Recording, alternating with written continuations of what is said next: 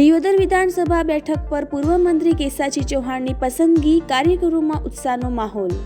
ગુજરાત વિધાનસભાની ચૂંટણીમાં ભાજપે પ્રથમ યાદી જાહેર કરી છે, જેમાં બનાસકાંઠા જિલ્લાની મહત્વ ગણાતી દિયોદર વિધાનસભા બેઠક પર રાજ્યકક્ષાના પૂર્વ મંત્રી કેસાજી ચૌહાણની પસંદગી કરવામાં આવતા કાર્યકરોમાં ઉત્સાહનો માહોલ જોવા મળી રહ્યો છે।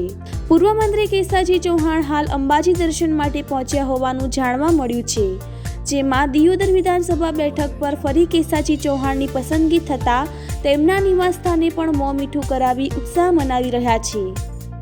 જો કે બીજી તરફ ઠાકોર બોર્ડિંગ ખાતે પણ ભાજપના કાર્યકરોમાં અનેરો ઉત્સાહ જોવા મળી આવ્યો છે। આજે 14 દિયોદર વિધાનસભામાં ખૂબ જ ખુશીનો માહોલ છે। આજે તમામ કાર્યકર્તાઓ હર્ષની લાગણી અનુભવી રહ્યા છે।